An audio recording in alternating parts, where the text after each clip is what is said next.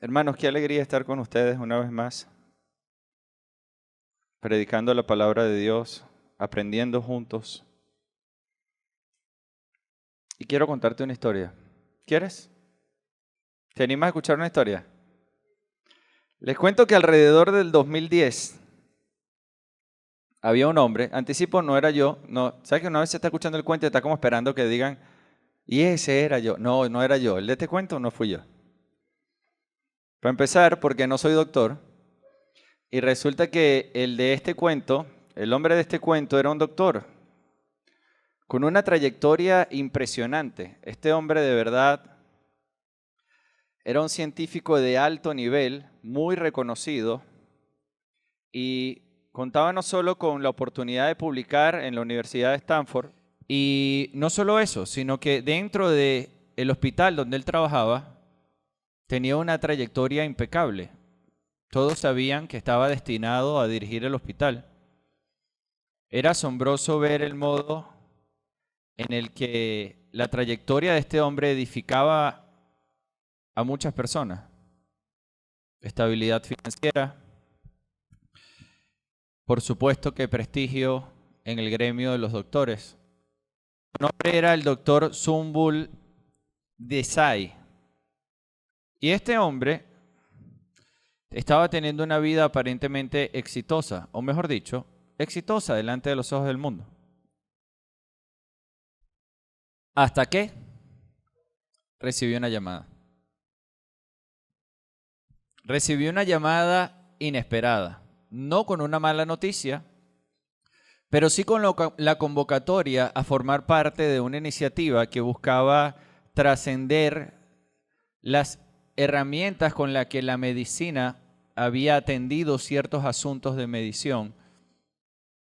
Y esta convocatoria implicaba desmontar su vida actual. En algún modo metafórico y simbólico, morir al prestigio que tenía, a la comodidad de los pasillos del hospital donde era aplaudido, reconocido y bien visto. De hecho, recibir esta invitación implicaba pasar a una especie de clandestinidad, porque el proyecto era tan delicado que nadie podía saberlo y él pasaría de publicar en las principales revistas y catálogos y portafolios de la universidad y del gremio de doctores a no estar en ningún lado. Hermanos, este hombre tenía que poner en una balanza si seguir siendo quien era o morir a lo que era por un bien mayor. Les cuento que lo hizo.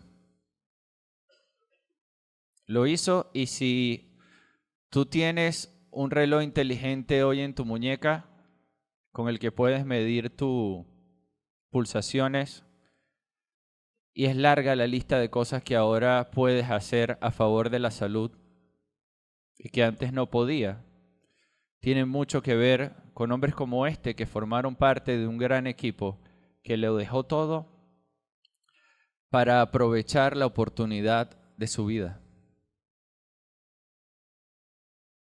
Y esta expresión, la oportunidad de su vida, es una expresión atractiva que no solo es el título del sermón de hoy, como van a ver en pantalla, sino es algo que muchos de nosotros podemos pensar, anhelar. Cuando tú piensas en la oportunidad de tu vida, ¿cuál es la oportunidad que quieres recibir? Pastor, que me llegue una invitación para irme a otro país con todo pago, que me tengan apartamento, carro, cupo en... No, esa sería la oportunidad de mi vida, me dicen algunos. Me pueden decir algunos. ¿Cuál sería la tuya? Piénsalo unos segundos. ¿Cuál sería la oportunidad de tu vida? Que tú dirías, no, esta sí yo no la dejo pasar, pero ni loco. ¿Cuál? ¿Saben algo? De una manera mucho más interesante que la que tuvo el doctor Zumbul.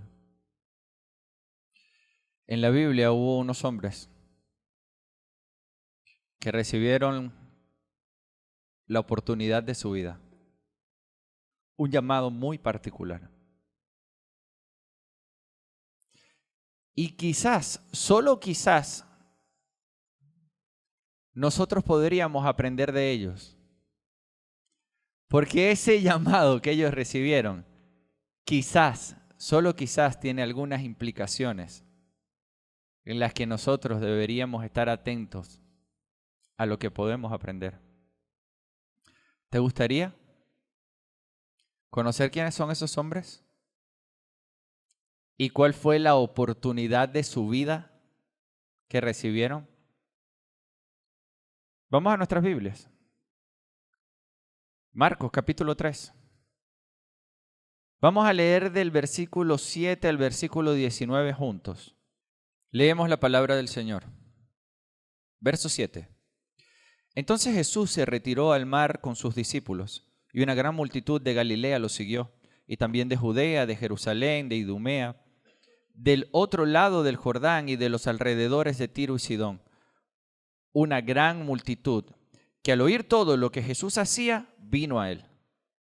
Y dijo a sus discípulos que tuvieran lista una barca para él por causa de la multitud, para que no lo oprimieran, porque él había sanado a muchos, de manera que todos los que tenían aflicciones para tocar a Jesús se echaban sobre él. Y siempre que los espíritus inmundos venían a Jesús, caían delante de él y gritaban, tú eres el Hijo de Dios. Pero él les advertía con insistencia que no revelaran su identidad.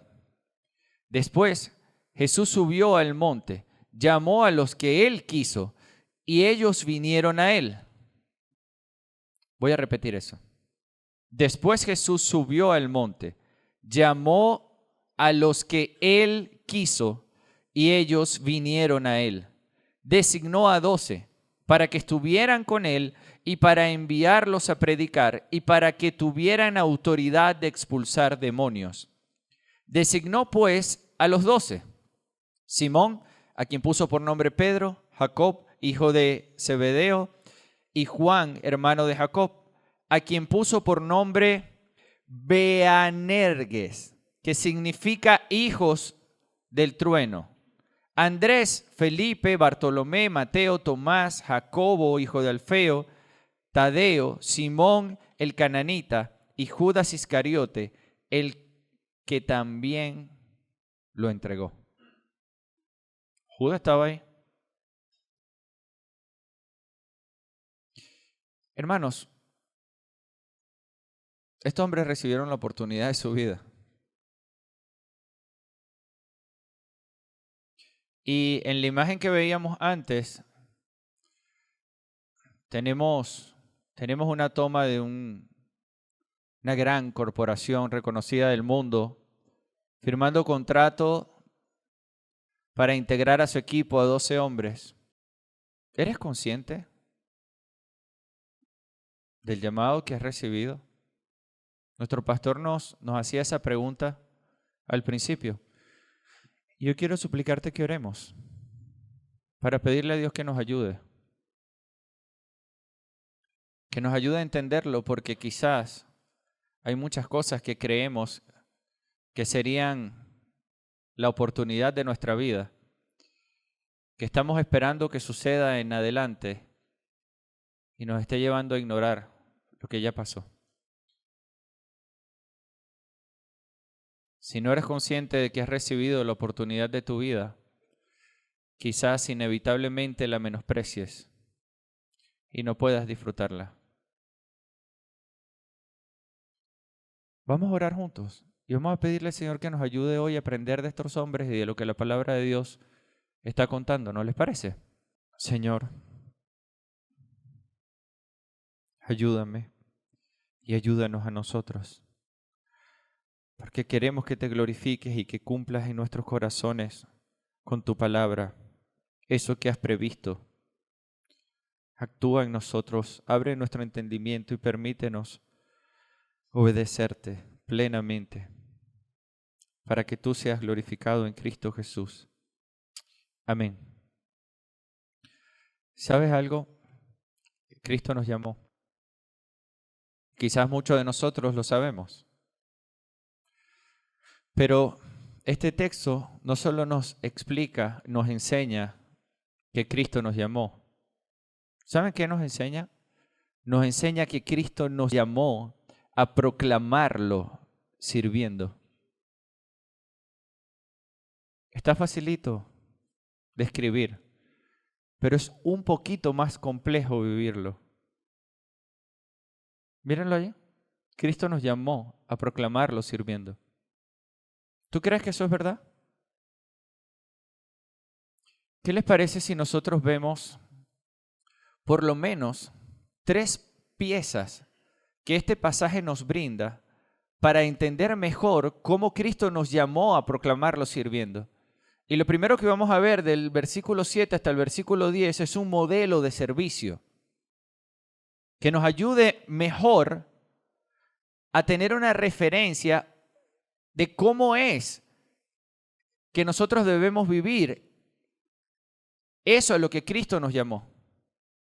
Después de ver el modelo de servicio, vamos a ver del versículo 11 al 12 un mensaje que discernir, porque si yo voy a proclamar un mensaje, yo debería discernir muy bien qué mensaje es el que voy a proclamar.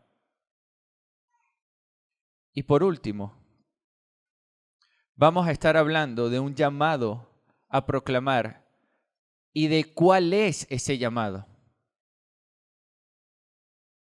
¿Qué les parece si empezamos con el primero? Y leemos juntos del 7 al 10 nuevamente para notar lo que el Señor puede enseñarnos en ese modelo. Hermanos, el texto dice: entonces Jesús se retiró al mar con sus discípulos y una gran multitud. Una gran multitud. Y el autor de este texto está trayendo nuestra atención en esta primera franja sobre una serie de actores particulares. Vean cuántas veces aparece cuando hablamos del modelo de servicio, desde el versículo 7 hasta el versículo 10, cuántas veces aparece la expresión multitud. Aparece en el versículo 7 una gran multitud, aparece en el versículo 8 una gran multitud y de nuevo aparece en el versículo 9, tuvieron lista una barca por causa de la multitud. ¿Qué es una multitud? Mucha gente. ¿Qué es en serio? El pastor está preguntando eso. Mucha gente. Pero hermano, ¿sabes qué tenemos que aprender de esta multitud? Por lo menos 2 cosas claras.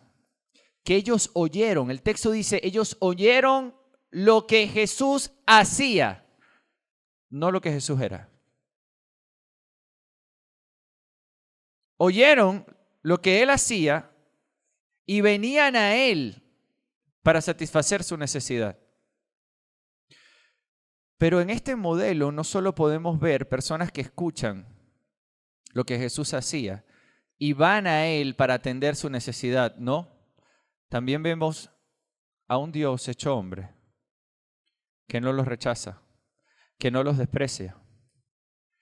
Y hermanos, comprender la necesidad de la multitud es clave. ¿Y saben por qué es clave? Es clave porque el deseo de cubrir esa necesidad fue lo que permitió que ellos buscaran que el Señor la atendiera. Fue por atender esa necesidad que Cristo se acomodó para atenderlos a pesar del riesgo que estaba implícito. Porque el texto dice que lo oprimían físicamente, que por querer obtener lo que ellos deseaban, no les importaba si eso implicaba agredirlo, si eso implicaba afectarlo físicamente. Pero el Señor los despreció, los abandonó, les cerró las puertas. ¿Ven cómo empieza el texto? Entonces dice, Jesús se retiró al mar con sus discípulos. ¿Qué iba a hacer el Señor? ¿Él iba a hacer una campaña de sanidad y milagro? No. Él iba a estar con sus discípulos. Pero los que escucharon lo que Él tenía, no tenían ningún interés en Él. Tenían interés en atender su necesidad. Y aquí el contexto literario nos informa significativamente, hermanos, porque nuestro pastor estuvo recordándonos un llamamiento que empezó en este texto, en el capítulo 1, verso 17, donde el Señor le dice, vengan a mí y yo los haré pescadores de hombres. Pero déjenme contarles algo. En ese versículo, donde el Señor hace un llamamiento, nosotros vemos un bosquejo asombroso que el autor está plasmando. ¿Lo quieren conocer? El día de hoy nosotros estamos viendo otro llamamiento. Un llamamiento en el versículo 17 y un llamamiento aquí en nuestro texto.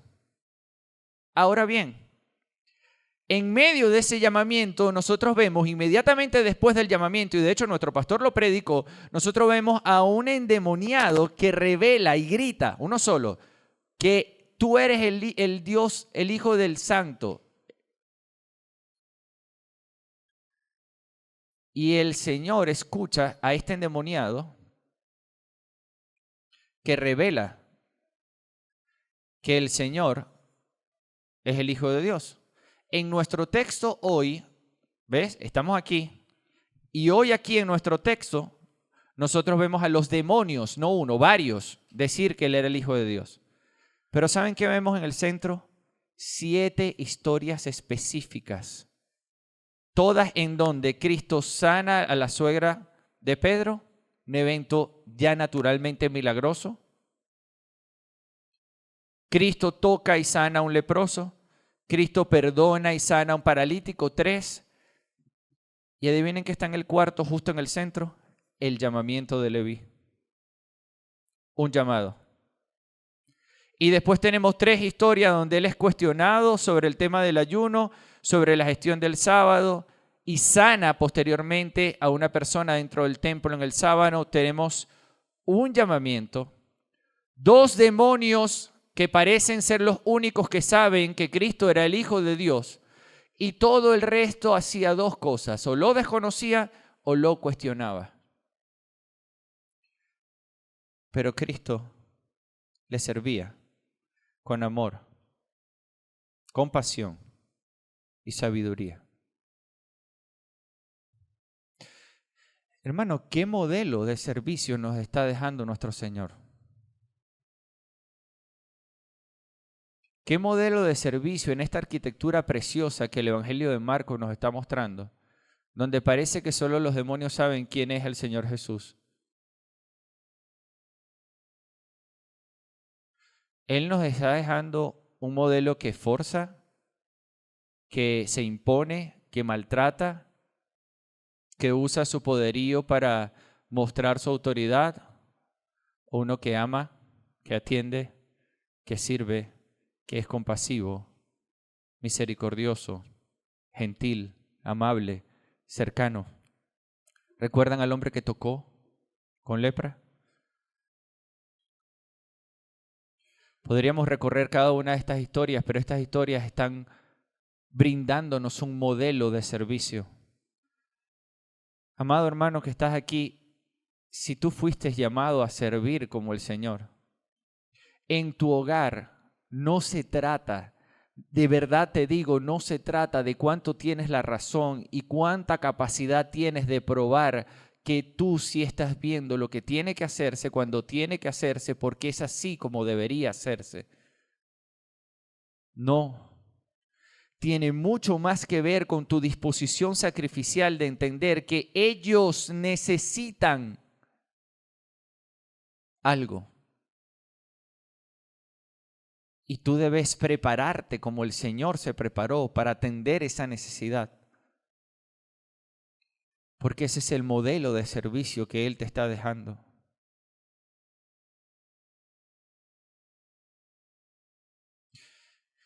Hermanos, de esto depende el éxito de todo en el mundo. ¿Saben qué hacen las grandes empresas exitosas? Se enfocan en atender una necesidad.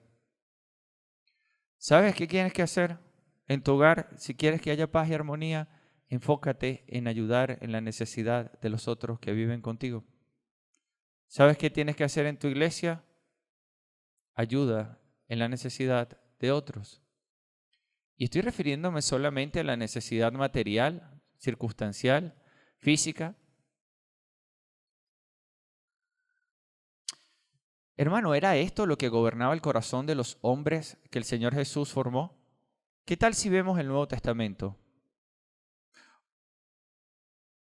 El contexto literario posterior nos dice, antes de que termine el capítulo 3, antes de que este capítulo se termine, que los hermanos y la mamá del Señor Jesús fueron a buscarlo. Y el Señor Jesús respondió, mi madre y mis hermanos son los que hacen la voluntad de mi Padre. ¿Saben quién probablemente estaba allí? Uno de sus medios hermanos, Santiago. Nosotros contamos con su carta en las Escrituras. ¿Qué tal si leemos de él el capítulo 2, verso del 15 al 16? Él dice, si un hermano o una hermana no tiene ropa y carecen de sustento diario, y uno de ustedes le dice, vayan en paz, caliéntense y sáciense. Disculpen el sarcasmo adjunto a mi expresión.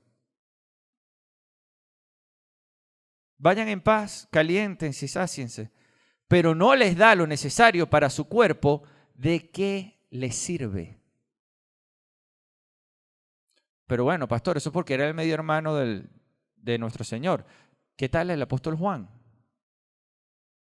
Primera de Juan, capítulo 3, verso del 17 al 18, dice, pero el que tiene bienes de este mundo y ve a su hermano en necesidad y cierra su corazón contra él, ¿cómo puede morar el amor de Dios en él? Hijos, no amemos de palabra ni lengua, sino de hecho y en verdad. Si lo quieres un poquito más contundente, ¿qué tal si hablamos del apóstol Pablo, que solía ser más dulce y tierno en sus expresiones? Como le escribe a Timoteo, en su primera carta, capítulo 5, verso 8, dice, pero si alguien no provee para los suyos, y especialmente los de su casa, ha negado la fe y es peor que un incrédulo. O sea, yo no sé si tú has leído esto varias veces, pero hermano, te voy a contar algo. No hay nada peor que un incrédulo, porque un incrédulo está condenado eternamente al infierno. Pero lo que este texto dice es que una persona que cierra su corazón a las necesidades de su entorno, especialmente a los de su familia, es peor que un incrédulo. No lo estoy diciendo yo, hermano, eso lo dice la Biblia. Lo puedes buscar en tu Biblia, está allí, siempre ha estado allí. Es un asunto más serio del que nosotros pensamos. Y debemos tener presente que Cristo nos llamó a proclamarlo. Sí, eso es verdad. Lo que no nos agrada tanto es que Cristo nos llamó a proclamarlo sirviendo. Sirviendo sacrificialmente a otros. Hermano, me avergüenza tremendamente cuántas veces yo he pensado en lo que para mí es correcto.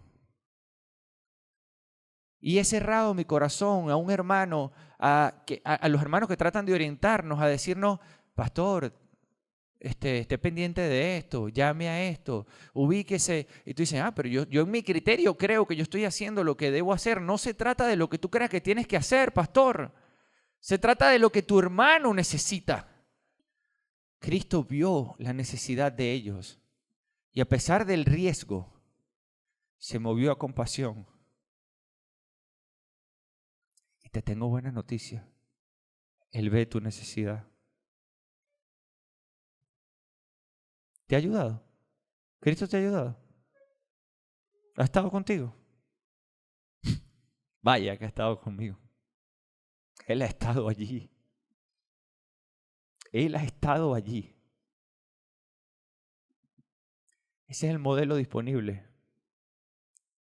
No es menos que eso. Él te llamó al privilegio de servir a otros en su necesidad. Pastor, pero es que yo no tengo. Da lo que tengas, con lo que puedas, con prudencia, con balance. Hermano, esto no es una prédica para que crezca Proyecto Contacto de Amor. No, hermanos. No estamos hablando nada más de comida, no estamos hablando de ropa, estamos hablando de la necesidad de tus hermanos. Estamos hablando de la necesidad de otras personas. Cristo nos llamó a proclamarlo sirviendo.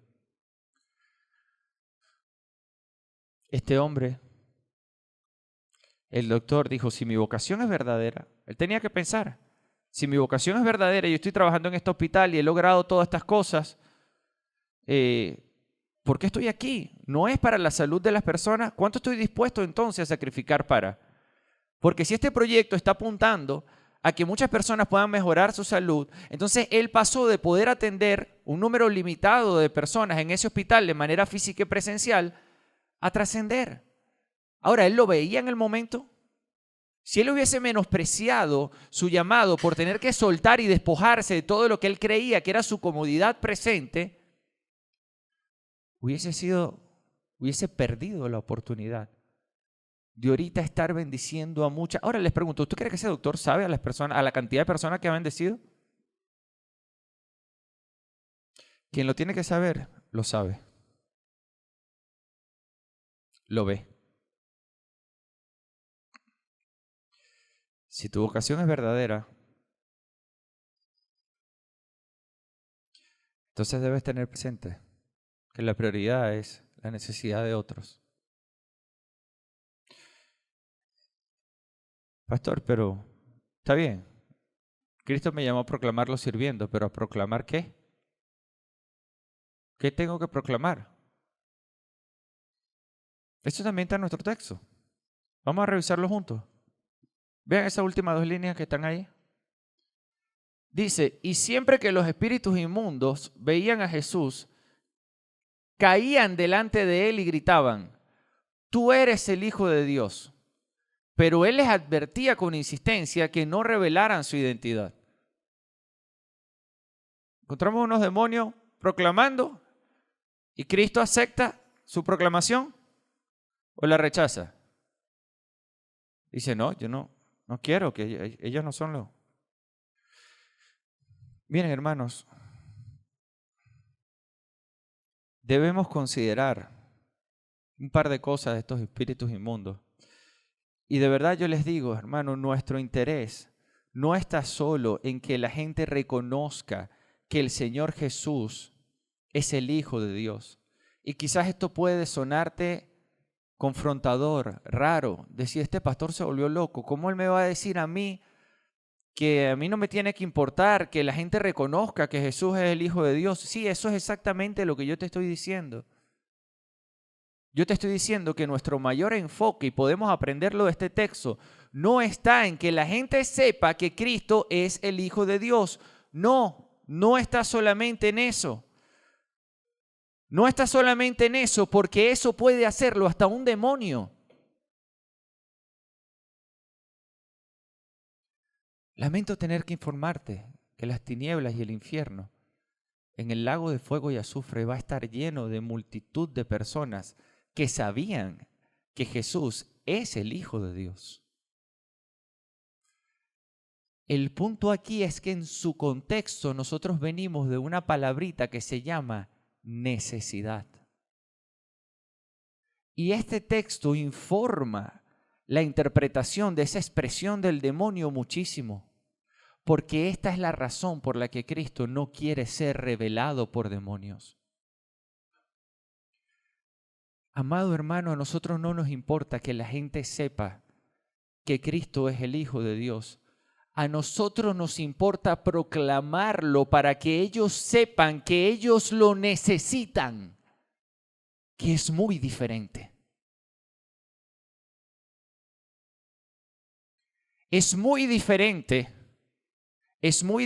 creer que tienes la necesidad de sanar tu cuerpo de la enfermedad, a que tú puedas entender que Cristo es el único que puede sanar tu alma del pecado que te condena. Es muy diferente que tú puedas anhelar ser liberado de un demonio que te oprime, a que tú puedas entender que Cristo es el único que puede librarte de la condenación, que con esos demonios vas a vivir en el resto de la eternidad de manera justa por causa de tus delitos y pecados. Es muy diferente decir que Cristo es el Hijo de Dios a decir ese es mi Salvador. Y yo sin Él no tengo ninguna esperanza. Hermanos, tenemos a muchas personas proclamando mensajes distorsionados de la verdad. Y cualquiera podría apresurarse en pensar, a ver, pastor, vamos a hacer el ejercicio que usted nos enseñó el miércoles. Ajá, aquí está el exégesis, aquí está, vamos a hacer reflexión teológica. ¿Dónde está el evangelio en este pasaje? Ahí está claramente, mira, el demonio está predicando el evangelio. Cristo es el Hijo de Dios. Un demonio que dice que Cristo es el Hijo de Dios no representa para nada el Evangelio. ¿Saben que sí lo representa mucho más? Lo que estamos a punto de ver en el versículo 14 y 15. Lo que representa mucho más el Evangelio es que de esa multitud que le ha cuestionado, que le ha rechazado, que lo pone a prueba, que lo critica, que está señalándolo, de esa multitud de personas que no están dispuestas a considerar el daño físico que pueda producirles a ellos lo que les interesa es recibir su sanidad, recibir su alimento, en otros pasajes vemos, recibir lo que ellos quieren. De esa multitud en donde definitivamente estamos tú y yo, de esa multitud Él está llamando a quienes quieren que estén cerca de Él para transformar sus vidas, para justificarlo y recibir Él la sanción que ellos se merecen, renovar su existencia, ayudarlos a progresar, siendo que el pecado retroceda en sus vidas, que su amor crezca y el carácter de Cristo sea tejido en ellos de un modo en que puedan proclamarlo sirviendo como Cristo los llamó. Eso sí tiene mucho más que ver. Y hermano, recibir un llamado de ese nivel es la oportunidad de tu vida.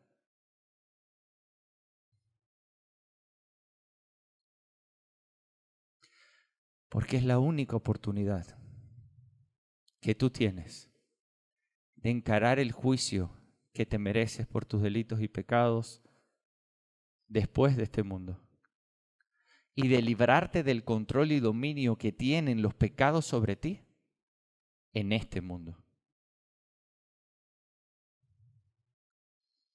Hermano, Cristo nos llamó a proclamarlo, sirviendo. ¿Pero a quién llamó? ¿A ti te llamó? ¿Estás seguro?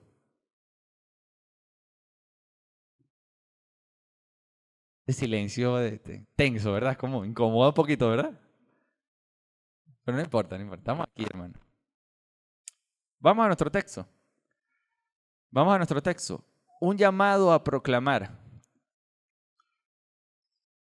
Un llamado a proclamar.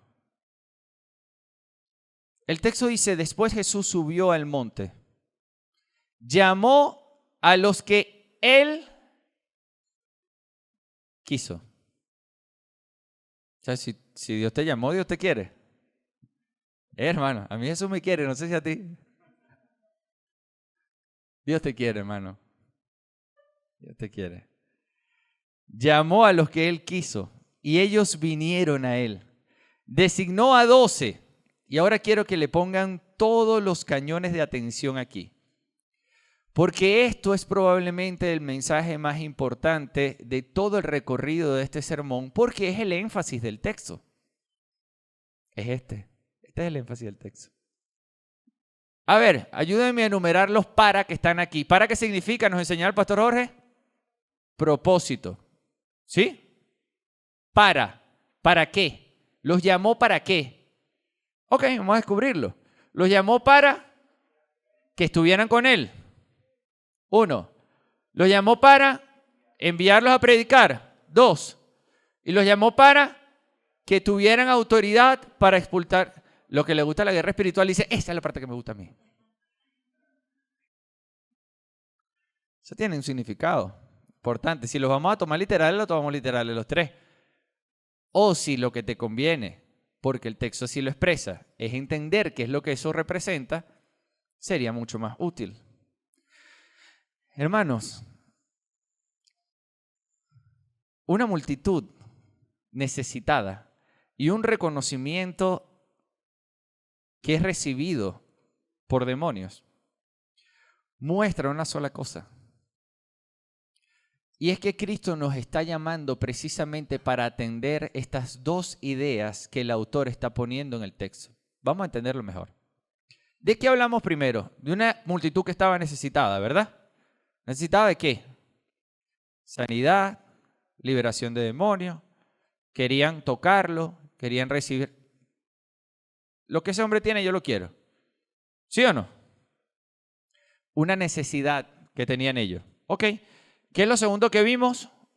Una predicación de demonios. Demonios reconociéndolo.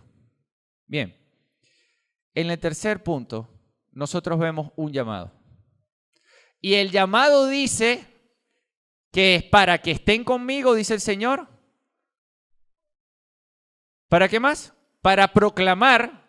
No, yo no quiero que me proclamen los demonios, yo quiero que me proclamen mis discípulos. Yo no quiero que proclame que yo soy el Hijo de Dios, yo quiero que proclame que yo soy el Hijo de Dios que vino a este mundo a recibir el castigo que ellos merecían para darle la oportunidad de arrepentirse, creer y nacer de nuevo. Y yo quiero darle autoridad para atender sus necesidades.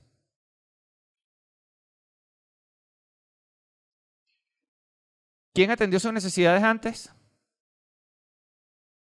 ¿No se acuerdan? ¿Quién atendió las necesidades de ellos antes? Cristo, ¿verdad? ¿Quién dijeron los demonios que era él? ¿El Hijo de Dios? Cristo, ¿eh? Ok. ¿Qué les está mandando a proclamar? ¿Que era el Hijo de Dios? Sirviendo. Hermanos, Cristo te llamó a proclamarlo sirviendo. No solo hablando. No. No solo sirviendo, sin proclamarlo. Cristo nos llamó a proclamarlo sirviendo.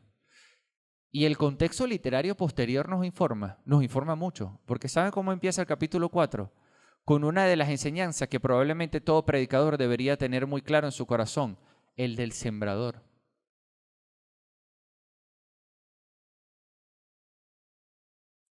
Y probablemente vamos a estar recorriendo esos textos en adelante.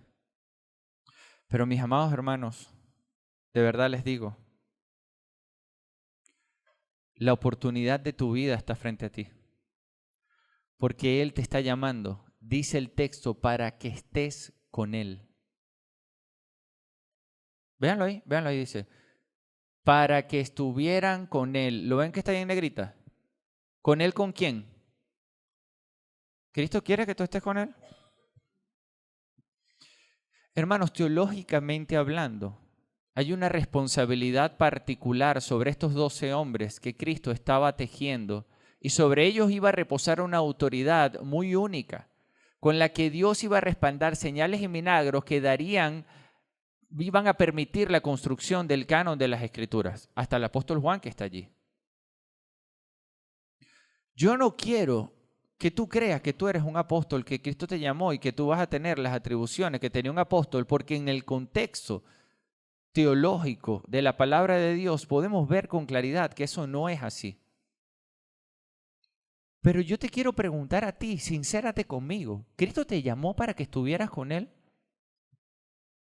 ¿Tú eres consciente de la oportunidad que representa que el Hijo de Dios, que está vivo, sentado a la derecha del Padre y que tiene la autoridad hoy, es el presidente del universo? Toda la autoridad sobre el cielo, toda la autoridad sobre la tierra y debajo de la tierra la tiene una sola persona. ¿Cómo se llama? Y hay quienes nos agitaríamos en nuestro corazón si viviendo en otro país reconocido nos llama el presidente y nos dice, mira, quiero darte una oportunidad de que vengas para acá y hables conmigo, estés conmigo una semanita, chico. ¿Yo? ¿Voy a estar con ese presidente? ¿Todo? Pero el Dios del universo, hecho hombre, el que tiene autoridad sobre el cielo, sobre la tierra y debajo de la tierra, te está llamando para que estés con Él. ¿Cómo reacciona tu corazón? ¿Reacciona dándole la misma valía? ¿O ya se te devaluó el valor que Él tiene en tu corazón? ¡Wow! Él te llamó. Y no quiere que vayas una semanita a su despacho. Él quiere integrarte a su familia y cuenta contigo para proclamarlo sirviendo como Él sirvió. No quiero cerrar este sermón, hermano, sin recordarte un nombrecito que está en esta lista. No le dije a Nati que lo sombreara. No sé si puedes todavía. Pero, de todos esos nombres, ¿cuál le llama la atención?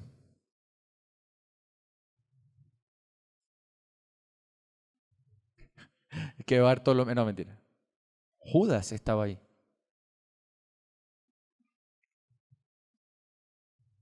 Judas estaba allí y esa presencia de ese nombre en ese texto es bien confrontador para ti y para mí.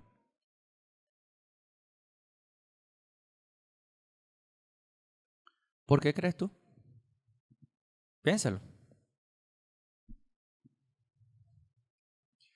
¿Sabes por qué? Porque a nosotros nos fascina proclamar sirviendo. Ah, sí, pastor, lo entendí. Yo voy a salir de aquí a proclamar sirviendo. Pero no a todo el mundo. No, tampoco así.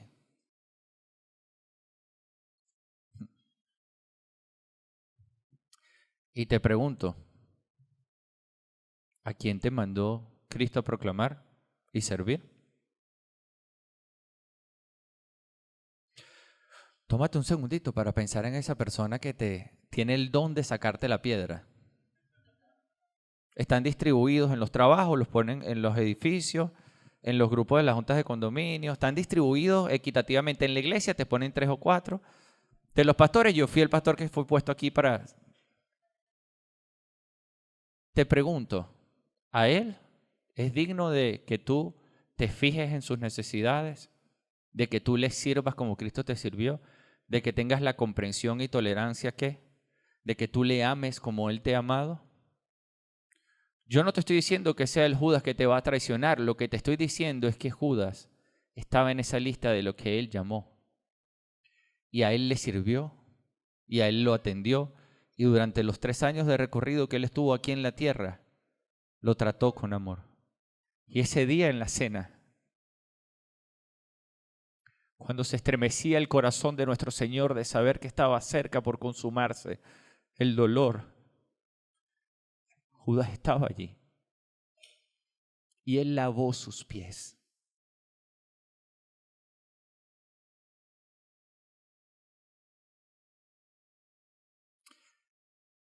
No menosprecies la oportunidad de tu vida. Recíbela. Y la primera y más valiosa oportunidad comienza en que tú puedas reconocer que necesitas a Cristo. Dios es justo y tú y yo hemos delinquido delante de Dios una y otra vez. Si Él es justo, nosotros nos merecemos ser condenados. Y Dios en su amor permitió que Cristo recibiese un castigo equivalente a toda la furia del castigo que tú y yo nos merecemos sobre Él. Ese intercambio permitió que tú y yo estuviésemos representados en ese juicio que ocurrió en la cruz del Calvario. Y toda la justicia quedó satisfecha, dándote a ti y a mí la oportunidad de ser tratados, a pesar de nuestra delincuencia, como un inocente delante de la gloria de la divinidad del Padre. Hermano, no hay una oportunidad en este planeta que se le acerque ni 0,0001%. No menosprecies esa oportunidad. Y si ya tú la recibiste, y si ya tú la estás viviendo, entonces menos sentido tiene que dejes que se te devalúe. Porque Él te llamó para 3 cosas. Para que estuvieras con Él y estando con Él, o mejor dicho, Él viviendo en ti, Gálatas 2:20, tú puedas proclamarlo sirviendo a otros, amando a Dios y amando a las personas como Cristo lo ha hecho. ¿Tiene sentido para ti? Ponte de pie, vamos a orar. Señor, te doy gracias, te glorifico y te suplico que nos ayudes a valorar el llamado que nos has dado. Sabemos, Señor, que tú eres bueno, que en tu misericordia no solo atiendes nuestras necesidades, sino que nos das el privilegio, Señor, de atender las necesidades de otros. Entendemos, Señor, que tú no quieres que presentemos a las personas la realidad de que tú existes y eres Dios, sino que les ayudemos a entender su necesidad de tu amor. Ayúdanos a entender que a veces la puerta para que ellos puedan entender que te necesitan es que nosotros les amemos atendiendo lo que ellos necesitan. Que a veces la puerta a mostrar la misericordia de un Cristo compasivo es mostrando compasión en nuestras interacciones con los que más nos desagradan y afectan. Ayúdanos, Señor, y que sea tu Espíritu guiándonos y dando fruto en nosotros, mientras somos gradualmente transformados por tu palabra que renova nuestra mente, que cambia nuestro razonamiento, que nos permite, Señor, alejarnos del pecado, desmontar los malos hábitos pecaminosos que este mundo ha inculcado y que se ha tejido en nuestro cerebro para implementar y vestirnos de tu amor y gracia, de tu misericordia, de tu bondad, de tu ternura, de tu compasión. Señor, de esa diligencia, de esa energía de hacer lo correcto, de esa convicción sacrificial de amar a otros. Ayúdanos, Señor, a ordenar nuestras barcas para evitar con cautela ser oprimidos más de lo que se requiere y atender como debemos las necesidades de otros. Ayúdanos a amar como tú y a cargar nuestra cruz cada día para honrarte y que tú seas glorificado en todo, Cristo Jesús. Amén.